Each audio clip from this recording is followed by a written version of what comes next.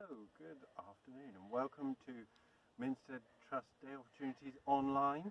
I'm doing a video today about harvesting vegetables, which seems a bit mean because, to be fair, John and the guys have grown all the vegetables, but he said it was okay, so here we are. Before we start, this is a good time for harvesting lots of different things, and we'll go through and we'll see what might be ready depending on when you put it in. But before you start, you're going to need a clean tub of water so that things stay fresh. I'll tell you more about that in a minute. We're just going to scrub this out a bit because this one is really not very nice at the moment, is it? It doesn't really matter. You'll see what I mean in a second. Good. But we want it to look nice, because otherwise people won't want our vegetables.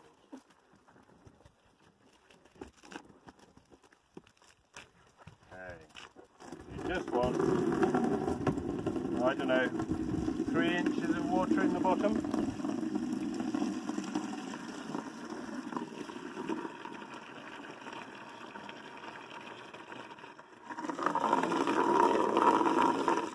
That'll do it. Right. The first thing that we're going to harvest is lettuces.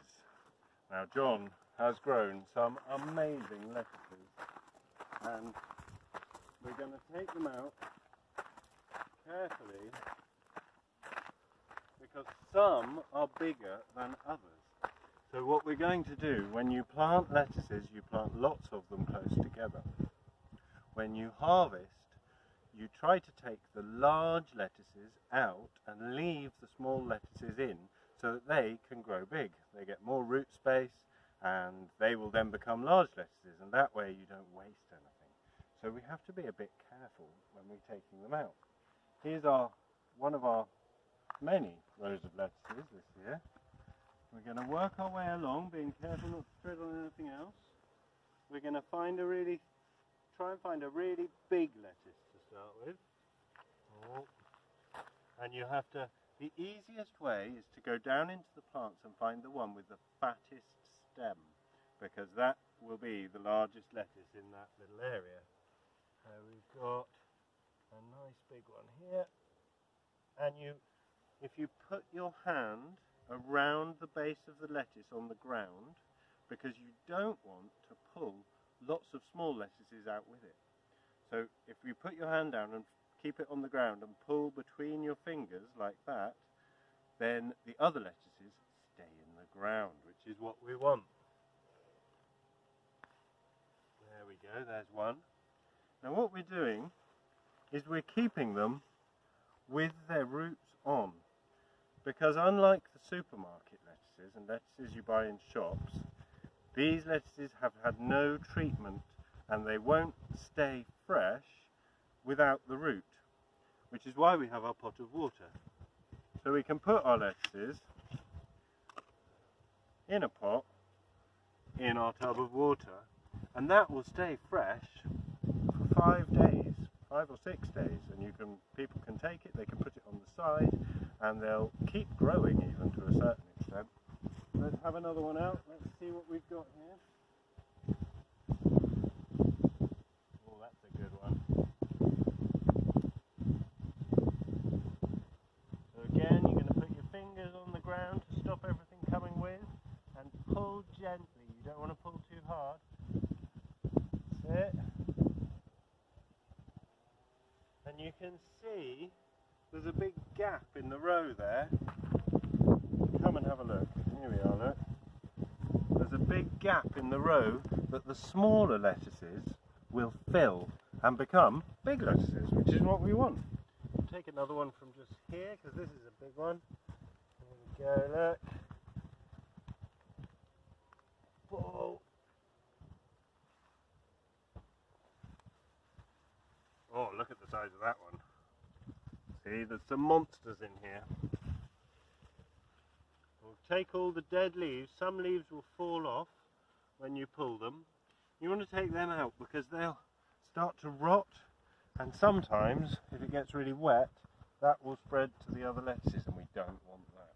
So we take all the dead leaves and the bits that we break up out the way. There you go, that's 3 lettuces in there. It's a monster, isn't it? Okay, so the next thing in this area, we're going to get some more things that will need their feet in water in a minute. But before we go down there, because they're a little way away, I thought we'd look and have a see whether any of our carrots are ready, and maybe look at some of our beetroots as well. So if we have a look over here, here's our row of carrots.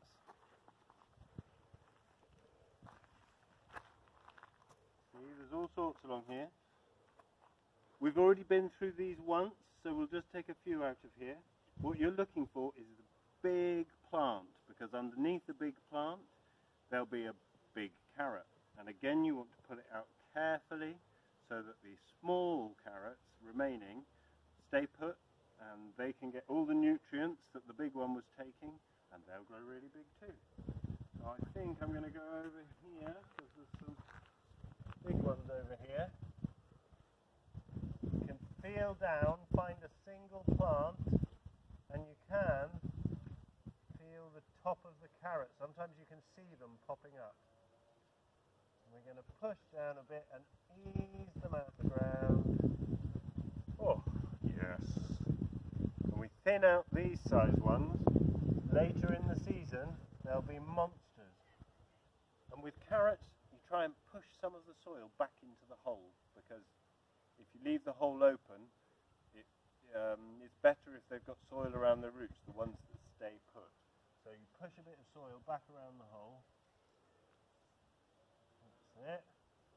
So that the ones underneath keep growing really well. You have to be really careful where you put your feet around here. There's so many plants.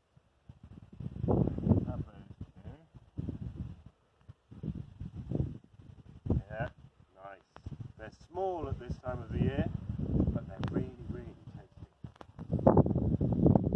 One more.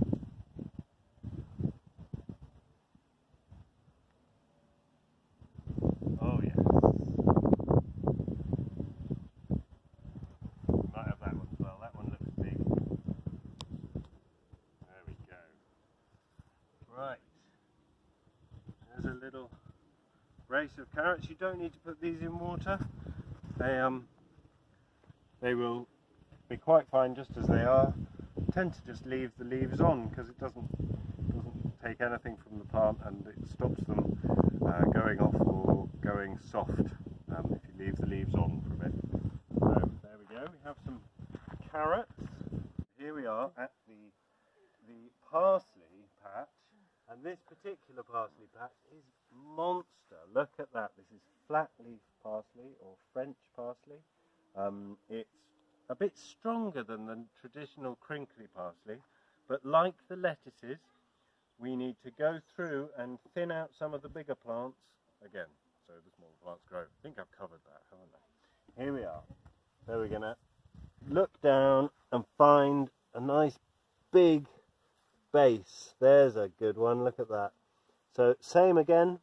You want to run it through your fingers so that you don't get lots of little plants up with it. And then you have to give this a bit more because it can be quite stuck.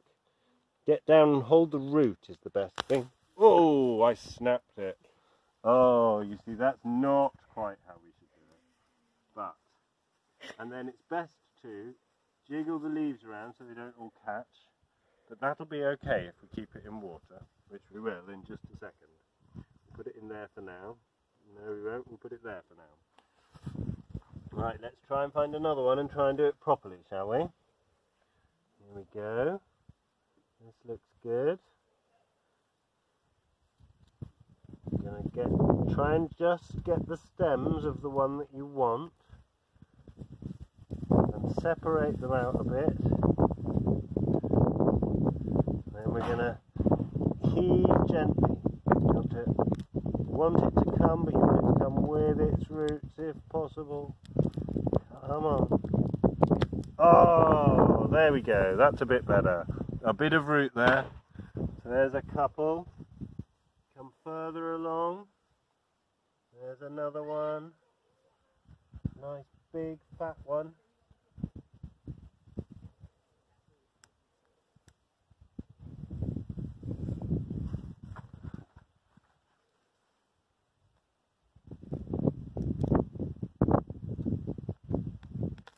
There we go.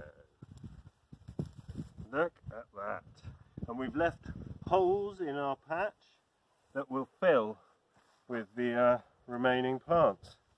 Meanwhile, we can take what we've got, put it into a pot, just loose, and stick it in the water bucket. And that will stay fresh for a good long time. And it won't dry out and go funny. I'll just show you, we're not going to crop them, but let's have a quick look at our bed of herbs over here. We've got all sorts in here, including some weeds, but there's lots and lots of lovely things. This is marjoram.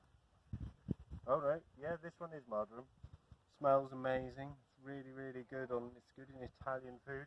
We've got oregano over here in the middle. The darker leaf is oregano, and the brighter yellow leaf is marjoram. They smell similar, but they are different. They do taste different. We've got sage here. This one is sage. So it's kind of soft. Its leaves are really soft and textured. That's amazing with pork.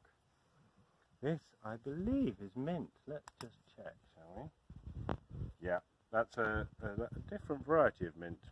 It's not your standard mint, but it's growing all in amongst everything else. And we have got some chives over here, which, again, this bed needs weeding a little bit.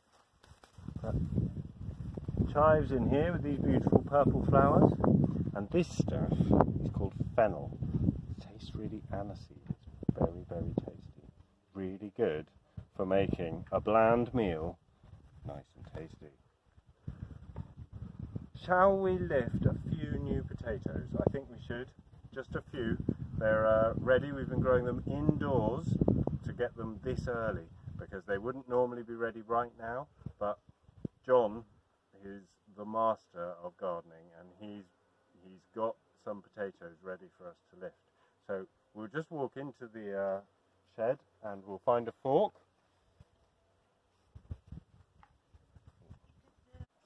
So this is John's phenomenal greenhouse, and I shouldn't be showing you, but look at these tomatoes. I mean, they're not ready for cropping, but they are quite amazing, and the plants are taller than me, and when they're ready there is going to be a phenomenal amount of fruit on these plants. We've got grapes coming up here. They're a long way from ready, but there's a lot of grapes. It's like a food wonderland in here. Okay, we're going to keep walking. On your left you'll see the early dahlias, which are just beautiful. And in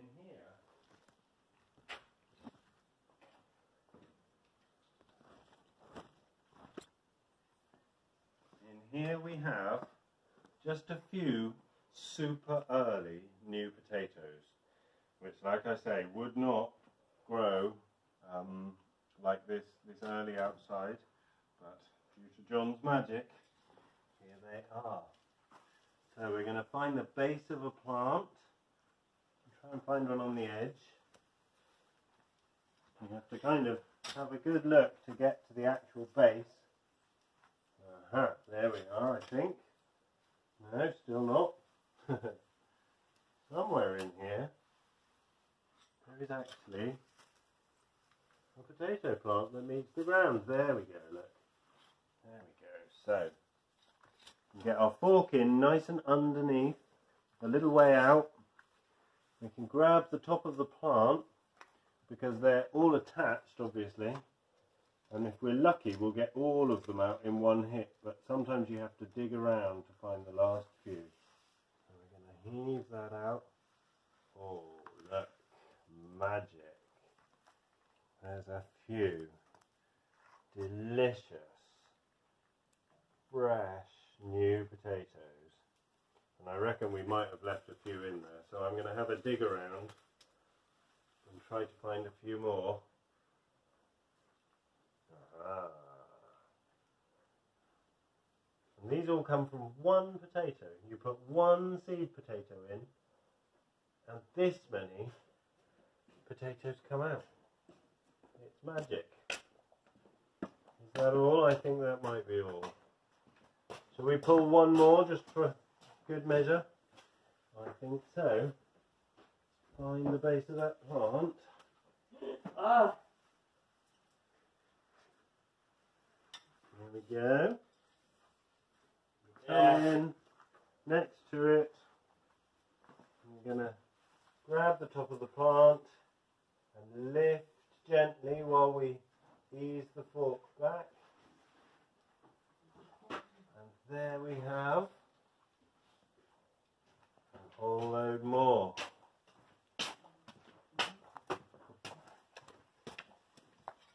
And we definitely left some in there. So we're going to dig deep. And another one.